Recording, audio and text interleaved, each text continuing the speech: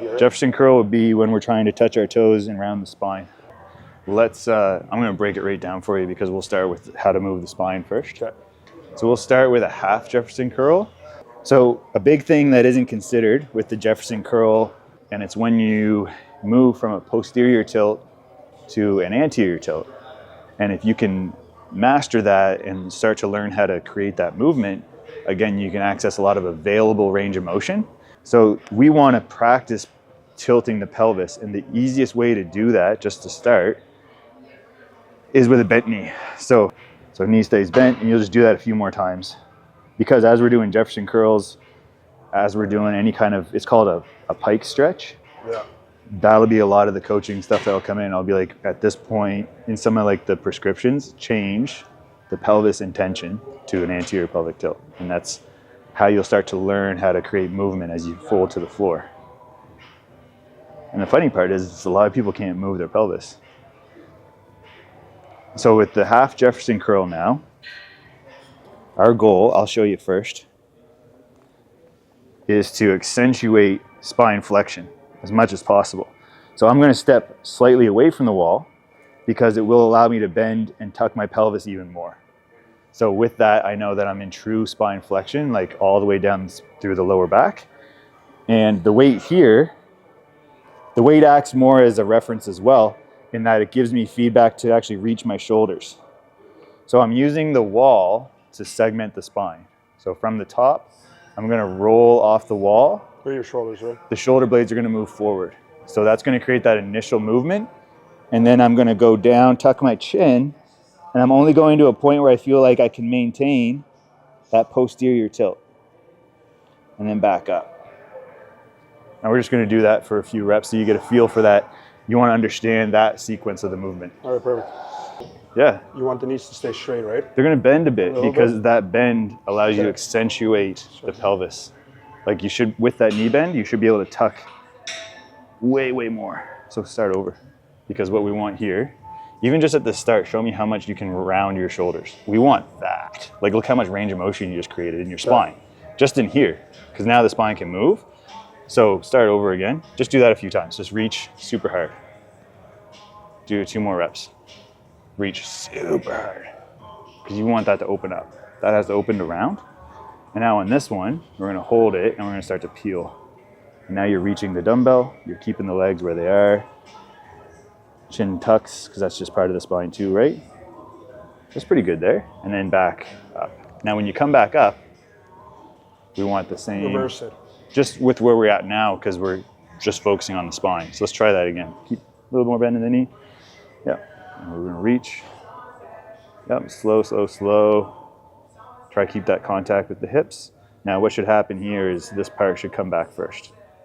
So now come back to the wall with this part. There you go. Keep reaching.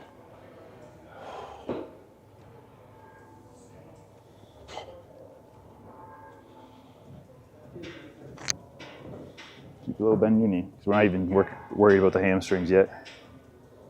Yep. Awesome. So that's a half, I just call that the half Jefferson curl. Sometimes that's plenty, because you can get this stuff moving first. And even before you hinge, come back for a sec. So go again. Really try to push this part into the wall. There. That's now we're gonna peel. There. Even harder, man. Push this hard while you peel. Yep. There you go. Keep reaching here.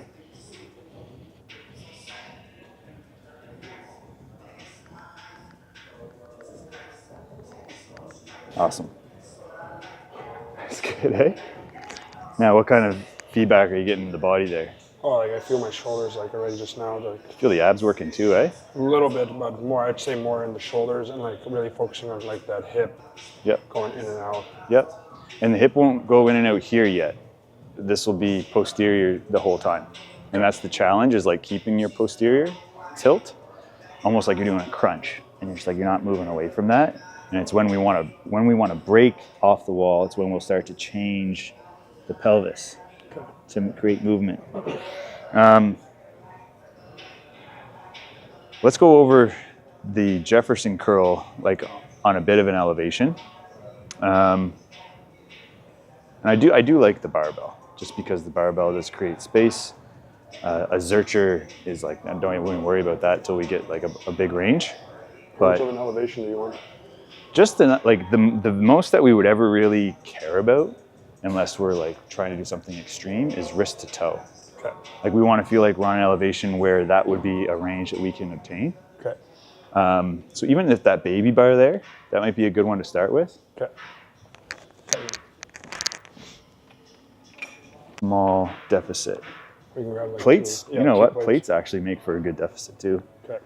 Because the other thing with this is like the higher you get, it becomes now more about like being like almost like a fear component. It's like I'm up really high, I don't want to fall. What weight is that? 45. 45. So even this would probably be good. That's a pretty good. Just one, or you want two more? That's probably good, I would Okay. say, because I can go, you know, wrist to toe here, Yeah. and we might not even get that Let's wrong move it to the middle because with the bar. we'll see what you can do actually before we go to the height. We'll see what you can do to the floor. Okay.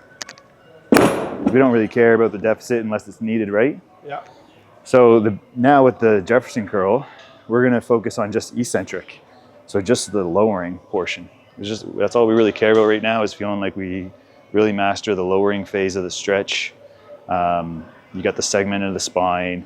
We will start to experiment with that tilt of the pelvis a little bit. And then we're gonna actually squat and come out. Okay. So it looks more like this. So my eccentric Jefferson curl, I'm really just focusing on that rounding aspect of the stretch, wherever the change is in the bottom, and then I'm actually going to squat. So I'm going to use my legs to come back up. Okay. So we're only working on that portion of the exercise. Now what I will say here, now we weren't able to talk about as much on the wall, is that we're trying to get the spine to move, and the spine needs everything else around it to cooperate to move, and even just the distribution of the weight.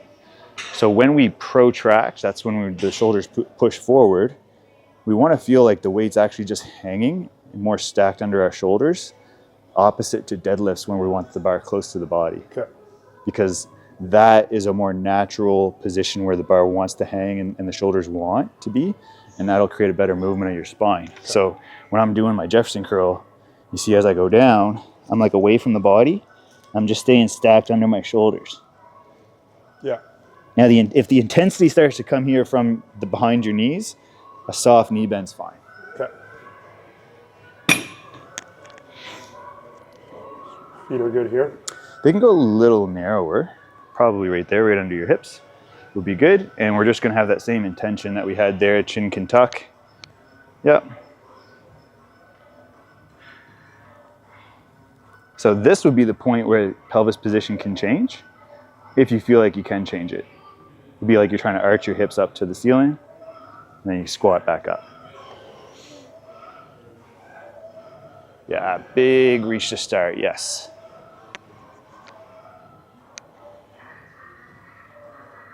Chin's tucked a bit more, there you go. Squat and come up.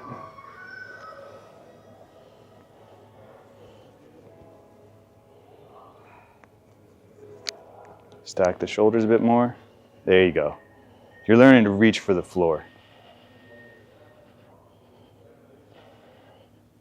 Good.